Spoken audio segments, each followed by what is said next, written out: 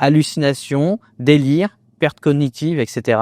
On a également du cardiovasculaire, donc on peut faire un AVC, une embolie pulmonaire ou une thrombose profonde liée au protoxyde d'azote.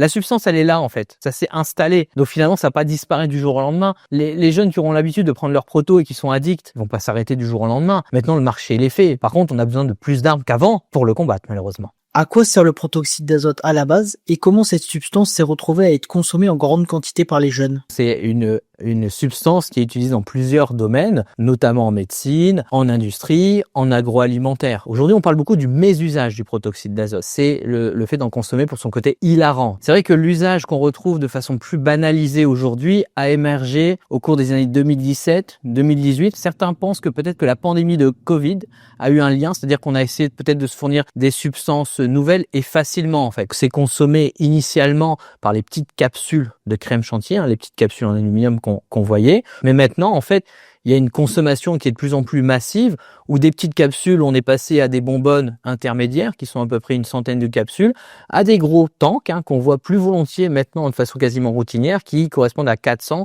à 500 capsules. Qui sont les principales personnes à être touchées par ce phénomène? Alors maintenant, il touche tout le monde. On avait plutôt tendance à dire il y a quelques années, c'est certains quartiers sensibles ou sociaux, mais pas du tout en fait. Aujourd'hui, on le voit partout.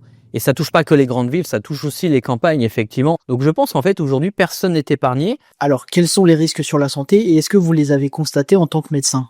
On a des signes qu'on va dire aigus et des signes chroniques. Donc les signes aigus, ça va être l'accident de la route. On a énormément de consommateurs qui prennent ça en conduisant. Ça entraîne d'autres types d'accidents aussi, parce qu'on n'est plus maître de soi. Ça peut entraîner des arythmies, des arrêts cardiaques, mais ça peut également entraîner des brûlures, surtout au niveau des cuisses, là où on met les bonbonnes, et qui nécessitent des greffes de peau. Donc ça, c'est que le côté aigu, c'est quand je consomme. Et après, il y a tout ce qui est chronique, avec un usage qui est répété. Et là, ce qu'on va développer, c'est ce qu'on connaît le mieux, c'est les troubles neurologiques, une perte progressive de votre motricité, parce que on va un petit peu endommager les nerfs périphériques. Il y a le côté neurocentral, neuropsychiatrique, hallucinations, délire, perte cognitive, etc. On a également du cardiovasculaire, donc on peut faire un AVC, une embolie pulmonaire ou une thrombose profonde liée au protoxyde d'azote. Donc aujourd'hui, malheureusement, comme ça a une incidence centrale sur l'organisme, ça entraîne plein de choses qu'on ne connaît pas encore. Donc il y a une nécessité aussi, en plus du soin, c'est de faire avancer la recherche en fait là-dessus. Quels sont les freins pour combattre ce nouveau phénomène? La première limite, c'est comment on repère un patient avec abus de protoxyde d'azote. Et comme on a très peu de connaissances dessus, il y a très peu de médecins qui sont capables de faire ce diagnostic. Donc on passe à côté de tous ces cas. Ce phénomène prend de l'ampleur, monte, on voit que les chiffres qu'on connaît montent, mais on n'a pas de données fiables aujourd'hui et on manque